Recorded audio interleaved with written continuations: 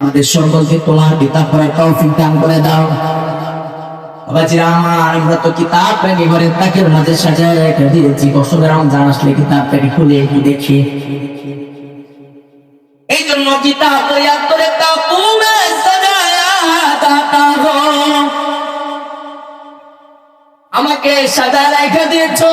না না, আমাকে সাজায় রেখে দিও না, আমাকে পড়ো। दूधू के पिलाया जाता हो। অসুস্থ হলে কোরআন পড়ে তুমি পানি খাও, অসুস্থ হলে কোরআন পড়ে পড়ে তুমি পানি খাও, তুমি পানি পান করো। মোহতারাম হাজিরিন, এই কিতাব কি শুধুমাত্র পানি পান করে চলে লাগিয়েছেন? কিতাব পড়ে খুদিয়ে তুমি শুধু পানি পান করবে এই জন্য আল্লাহ দেয় নাই। এই কিতাবকে সাজায় রেখে দেওয়ার জন্য আল্লাহ দেয় নাই। এই কিতাব নিজের জীবনে, নিজের সামাজিক জীবনে, পারিবারিক জীবনে, রাষ্ট্রীয় জীবনে এই কিতাবের শাসন প্রতিষ্ঠা করার জন্য আল্লাহ দিয়েছেন। কথা বলেন ঠিক না বেঠি? মোহতারাম হাজিরিন, কোরআন অনুযায়ী যদি জীবনকে পরিচালনা করতে পারি, এই কোরআন অনুযায়ী যদি জিন্দেগি পরিচালনা করতে পারি, এই কোরআন অনুযায়ী যদি সমাজকে পরিচালনা করতে পারি, এই কোরআন অনুযায়ী যদি রাষ্ট্রকে পরিচালনা করতে পারি, শান্তি হবে কি হবে না? চুরি বন্ধ হবে কি হবে না? চাঁদাবাজি বন্ধ হবে কি হবে না? মোহতারাম হাজিরিন, কোরআনের সমাজ যদি কায়েম হয়ে যায়, এই সমাজ সোনার সমাজ হবে। কথা বলেন ঠিক না বেঠি? এই জন্য এই কোরআন শুধু পড়বো, বাবা পড়ে কোরআন পড়ে শুধু সহজাচারী পড়াবো, সেই জন্য আমরা কোরআন দেয় নাই। এই কোরআন এক সমাজ প্রতিষ্ঠা করার জন্য আমাদেরকে বহন করতে হবে। কথা বলেন ঠিক না বেঠি? এই জন্য যুবক ভাইয়েরা আমার, দিনের বেলা একটা আশা, দিনের মাঝে একটা আকাঙ্ক্ষা রাখতে হবে, কোরআনের সমাজ আমরা প্রতিষ্ঠা করবো ইনশাআল্লাহ। আল্লাহ সকলকে তৌফিক দান করে।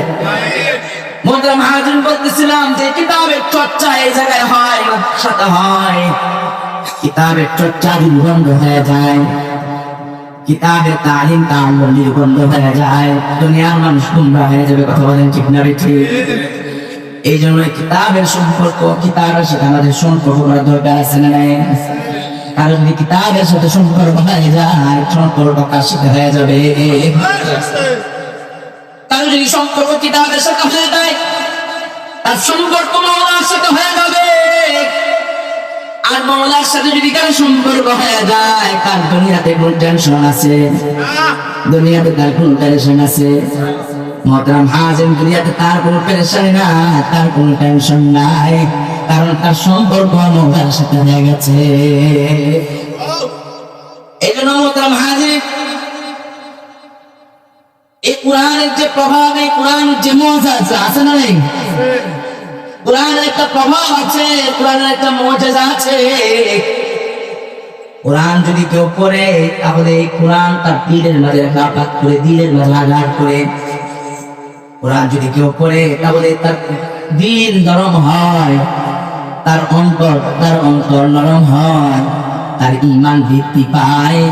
আল্লাহর হাবিব মুহাম্মদুর রাসূলুল্লাহ সাল্লাল্লাহু আলাইহি ওয়াসাল্লাম বলেন, উম্মত কোরআন পড়বা আর কানবা। সাহাবায়ে কেরাম কোরআন পড়তেন আর কান্না করতেন। এই যে ওলামায়ে কেরাম বলেন, কোরআন পড়া আর কান্না করা সুন্নাত। সাহাবায়ে কেরাম কোরআন পড়তেন আর কান্না করতেন।